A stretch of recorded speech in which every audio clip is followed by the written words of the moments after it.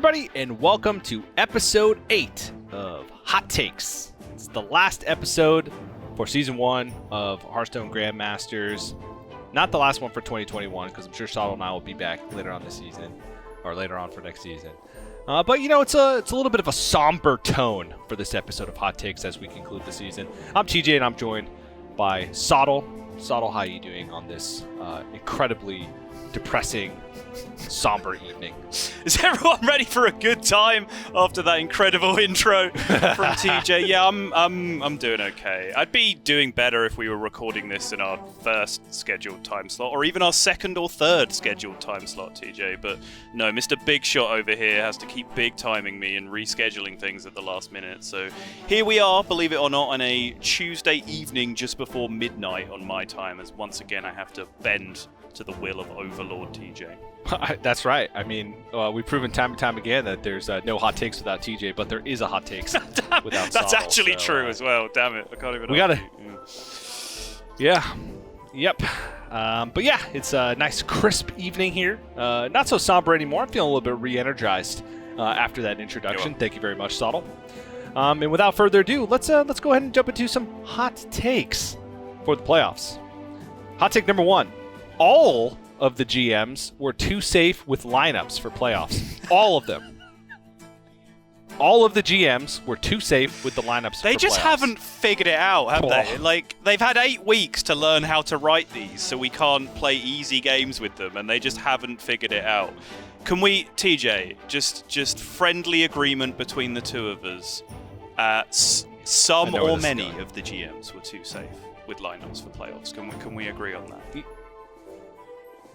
Yes, and we can disqualify the GMs that weren't playing in playoffs because that makes a really easy argument because some didn't even submit decks, which, to be honest, is a pretty safe choice if they didn't submit decks. Not even getting to playoffs means that you don't even have to take any risks, right? You can play it as safe as you want. But yes, we can. Ground rules have been laid for this hot take. I've got perfection for you, TJ. Too many GMs played it safe with their lineups for playoffs. Yes. Okay. Mwah. Delicioso. Okay, now, continue.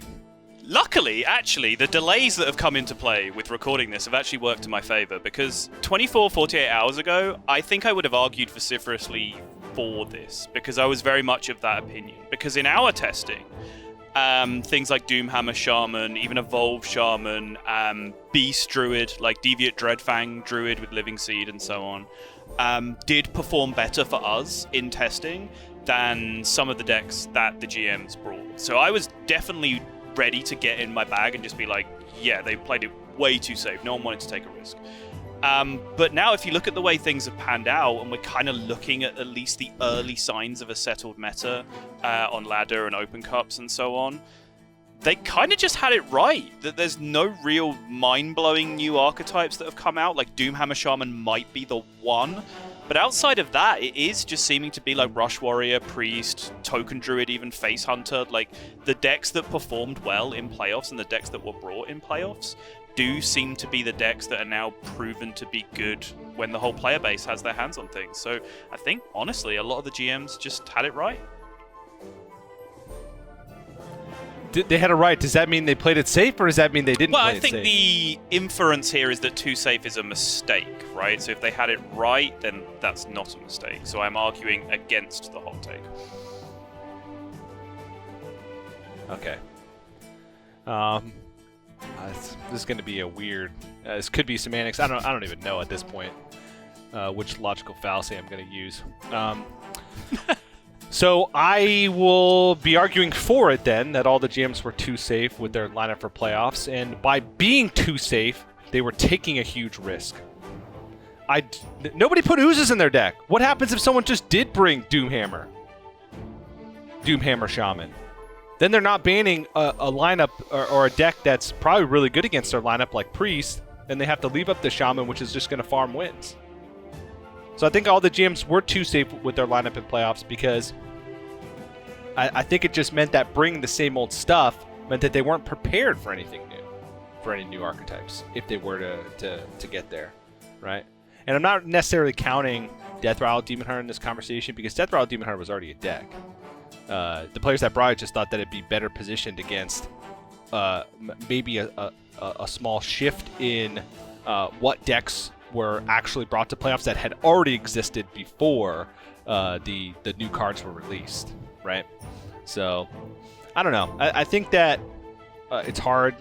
Too safe, too risky, because it's all about context.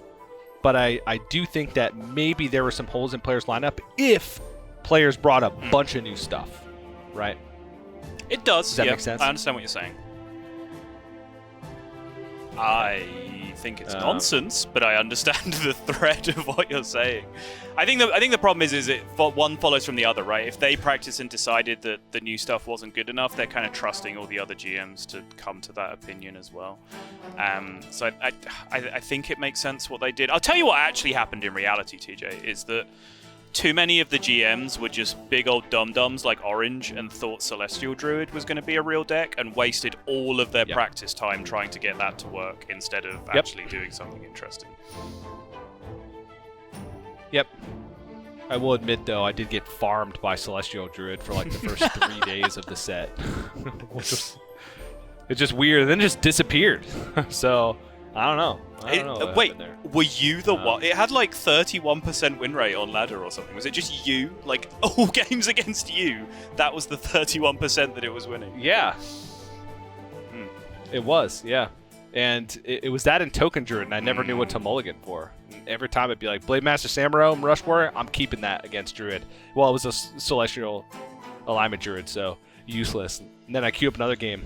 All right, I play like 3 Celestial Druids in a row. I'm not keeping Blade Master Samuro. It's a useless card in the matchup. Gibberling on 1. I just lost. So maybe that was it. They got me. They got me real good. Just like you, Sato. You get a point for that hot take. Bada bing, bada boom. Sato's getting points. I'm feeling generous today. Okay. Let's move on to hot take number 2. Hot take number 2. Target Priest doesn't work. Period. Well, let me be clear. Target Priest doesn't work, comma, and then the word period with written no out. Period at the end of the sentence. With no period at the end of the sentence. That's the take. All right. Target Priest comma, doesn't work. The word period with comma no period. Okay. Facts. This is just reality. I threw this out on Friday just as kind of my contribution. I didn't want anyone getting in there with my hot takes before I could say them. So since I was missing broadcast on Friday, I just threw it out on Twitter that all the greedy Target Priest lineups were going to fail. That was the reality. Most of them just fell away in groups and didn't even make it out. Yala made it to semis in Europe, but even that, just him falling out in the semis, like you kind of have to consider Yala underperforming, right? And Yala kind of said himself in our interviews that we got to do with our players, TJ, incredible, I know, that he just really plays the decks that he likes and he enjoys and he feels like have a skill ceiling, and that just kind of lends itself to playing long, greedy control matchups against Priest. And even then he fell short, right? He didn't make finals, he didn't win, which is kind of what we'd be expecting from a player of Yala's caliber. So, you know, as long as we're allowing for this to be about, you know, current meta game in June 2021, right? Like right now, Priest is just too good.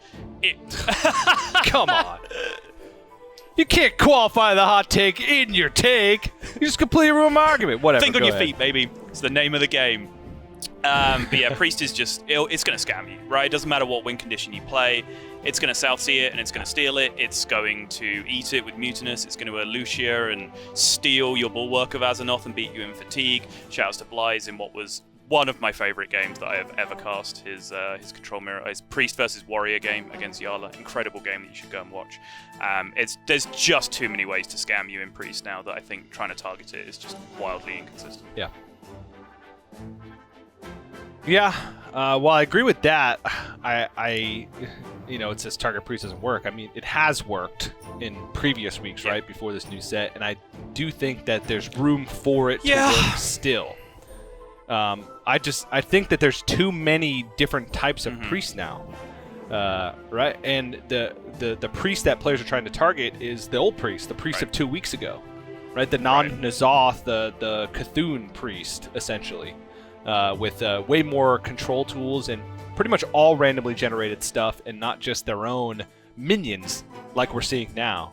Southsea Scoundrel, the effect of it, cool, but just having of a 5/5 body that early in the game. You get ahead of the board so much faster, and Light Shower Elemental, being able to gain back more quickly with N'Zoth, it doesn't work in the metagame that we saw for playoffs, and potentially the metagame that we'll see for Masters Tour Dalaran. But it can work. I think players just need to think about it differently. They were bringing the accepted target priest decks from weeks ago, and not new target priest decks that can deal with the onslaught of minions and the scammable cards that they have access to now. I think it can work. Just it didn't work this weekend, and we probably won't see that many in Dalaran, but I think it can work. I mean, what does such a lineup look like, TJ? Are you saying like aggro because the priest is too slow? Is that what we're moving towards here? Because I feel like you're still just conceding to Light Shower Elemental in a lot of those positions, right? Or conceding to Blade Master Apo in a lot of those situations. I mean, Tice cut Blade Master in Europe, which is one of the weirdest things I saw in any of the lineups. But I think in general, priest is not getting so greedy as to cut Blade Master Samurai from their decks. I do think you'll need to make some sacrifices against other matchups in order to get there, but there are cards that exist that can deal with Light Shower Elemental well. The little Fell Hunter dude, Ironbeak Owl. There's more tech cards that you can put against. Pulling out some real high quality Hearthstone cards here, TJ. I also think like a Libram Paladin deck that gets super greedy with like removal, right? You play like double Venomous Scorpid, Lord Barov, the Libram of Justice, Consecrations, right? In Libram Paladin, then just have that infinite Libram chain in the late game. I think that can get there against Priest. Against Priest. So I haven't toyed around with it yet, but that's just the workings going on in my head. I think like Libram Paladin does have a place against Priest. Obviously, you can get scammed in that one too, but I mean, you can get scammed in any matchup, especially now. But yeah, all right. I feel like we both presented good arguments. Let's give us both 4 points. So current score: Sottle 5, TJ 4. Very close. Ooh, close episode of Hot Takes. Wonder what's gonna happen. Hot take number 3. Germany isn't even a top 5 country anymore. What? I mean, okay. Googling global happiness index. Nope, Germany aren't in there. Okay. In what things is Germany a top 5 country? Up. Total wealth. Nice. Germany's number 4. All right. Love it. Boom. All right. I mean, it's just factual that Germany's still a top 5 country, at least in some categories. For the sake of this episode, though, we'll consider this take to mean Germany isn't even a top 5 country in Hearthstone anymore. There you go. Huh. All right. So what are the top 5 countries? That's the question you've got to ask, right? Like, annoyingly. Let's get rid of this as a hot take and let's just make a top 5 All list. right, I'm down. Because we have an extra take to be able to break this. All right, number 1, Japan. Yes. Number 2. Yes. Agreed. Cool. 100% agreed. Number 2, France. Despite their overall lackluster performance in Hearthstone Grandmasters, this season, yes. I'll do the honors. Number 3, the United States of America. Okay, all right. Oh, Argentina. No, you're right. Argentina. You are right, aren't you? Okay. Argentina over US. Is that accurate? Yeah, I guess it is. Yeah. They have much smaller total player base. The player, like, if you look at across the, like, how many Argentinian players play in Masters tours, their win rate's pretty good. Even if you look at some of the players that are up for promotion, like I think Joaquin's in. Is he Argentinian? I'm unsure. He is South American for sure, but I can't remember if it's like Brazil, Argentina. What's going on?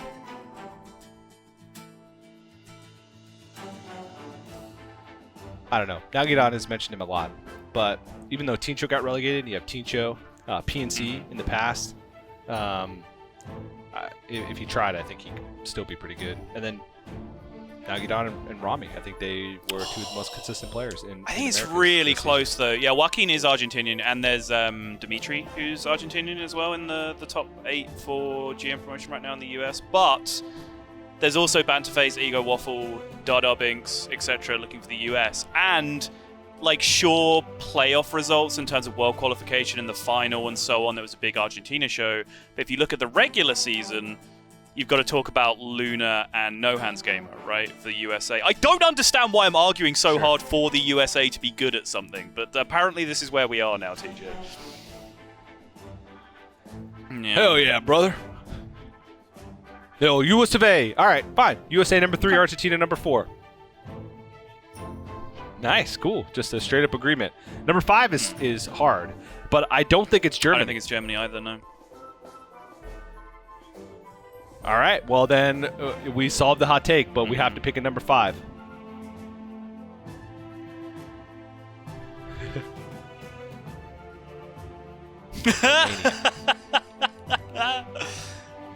Yes. No, definitely not.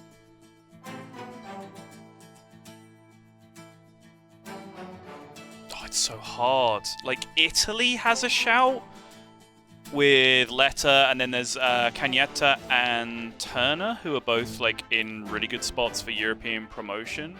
Like, I do think Germany's close in terms of having Casey and Viper as GMs already. Bunny Hopper, even though he got relegated, is currently in position to be promoted again. If he goes 7-2 at Masters Tour, he's promoted. Like, I think Germany is there. Yeah. It's such a weird thing to define as well, because I think, like, if you want to field, like, a 3v3 team, I think Denmark is actually one of the best countries in the world. We put up, like, Hoy, Crane, and Fury Hunter against, like, any 3 players in the world. I think they've got a shot. Like, I don't know. Yeah. True. And to be fair, this is hot takes for Hearthstone Grandmasters. Yeah. So I don't know if it was understood, but Saldo and I are excluding China because they're not part of the Hearthstone Grandmaster system. They have their own system. If we included China, they'd be top 3 easily, obviously from their Master Tour results with not even that many players. But for the sake of Hearthstone Grandmasters and the ecosystem, because that's what we talked about on hot takes. Yeah. I don't know. I think we'll let's just go with Italy and call it a day. Well, Italy, and then we'll give a shout out to Russia. Sure. Because they have a lot of players that sounds good. I can't wait for the really, really obvious one that we've forgotten about that we get screamed at in the comment section for. Like, I'm looking forward to it. I mean, the Canadian players in America's Grandmasters do quite well. And then there's, like, I think Kayla's Luna is also a Canadian who's pretty much locked in for promotion unless something crazy happens at Dalaran. But it's Canada.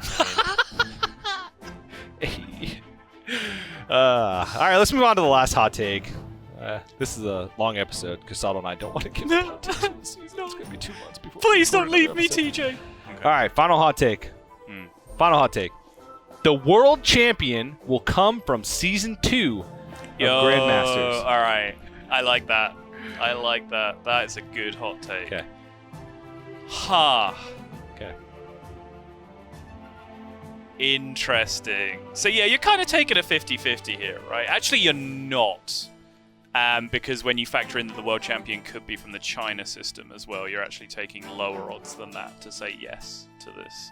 This is season 2 of Grandmasters. But I think, the spirit of this is to sort of say that they would expect a higher caliber of player to qualify from season 2 than they would from season 1.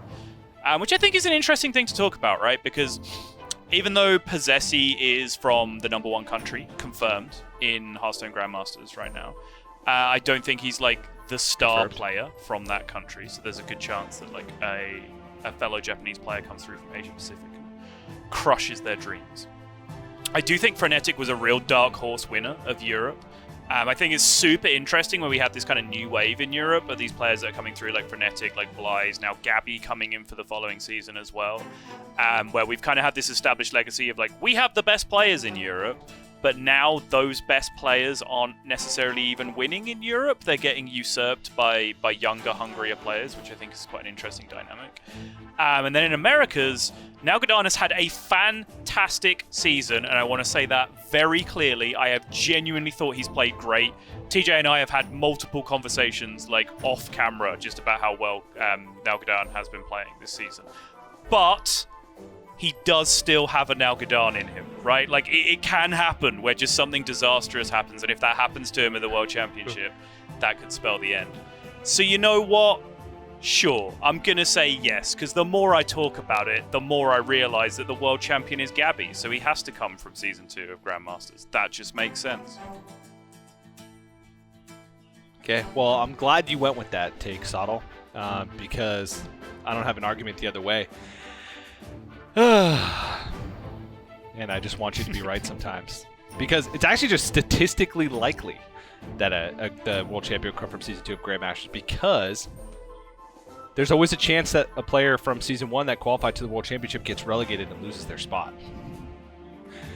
So even that small chance of one of those players being relegated is enough to shift to like 50.5 or 51% towards the World Championship. Will come from Season 2 of Grandmasters. But for the sake of the take, whatever. Someone from China's going to win, so it's not going to come from either season, so the hot take's wrong. Yeah, that's the issue. There you go. There you go. I get to end the season just how I started it, with a very lackluster argument that's entirely based off semantics. As it should be. I've taken back my rightful place as a buffoon, but a winner. Because I won that hot take. But I only won a point, so we're tied. But, Sottle, you didn't win hot takes this week. I didn't win hot takes this week. I don't. Hot takes Please this tell week? me. You, the viewer. That's who won hot takes. Because you stuck around for 8 weeks of this nonsense and 23 minutes of this episode for hot takes. You got to this point, and even if you skipped ahead, you played the system, so you're still a winner in my book. So thanks to you, the real winner of hot takes, the viewer, for tuning in to me and Sottle week after week, as we get to do what we love. There you go. And of course, it's hot takes after all, so we can all revel in the fact that Sottle lost once again. I was going to say, it seems like a weird way to end things, but sure. Now that you're going to bring it home with the fact that I'm still losing, I'm 100% on board. And yeah, I have no idea why anyone still watches this show, TJ. Let's be honest. We've been running the same gimmick for like 2 years now at this point, and people still tune in. I have no idea why. Yep. But it's fun, and I hope everybody else has fun too. I reminded them at the end of last year as well. The show's not about me winning; it's about Sottle losing. So we can all take solace in that fact. But that's it. That's it for Sottle and I for hot takes for Season 1. Of course, we will return in Season 2, which begins, I believe, the last week of July. So we're like 7-8 weeks out from that. So set your calendars, put an alarm on your phone, make sure you're ready for that first Thursday, Wednesday, whenever this releases of Season 1 or of Episode 1 of Season 2. Until then, we actually do have a Master Tour coming up, Master Tour Dalaran. It is on the Asia Pacific time zone, so it's going to start at 6 p.m. Pacific time, I believe. And that will be the 18th through 20th of this month of June. And it's going to be great, right? We get to see a relatively solid metagame with the new cards. I think it's going to be awesome. And Sottle's going to be joining me as well, so you might get to see Sottle and I cast together, which is also a treat. But this episode's gone way too long, so I got to end it here. Sottle, thanks for joining me again for another season, and we'll see everybody next time for more hot takes.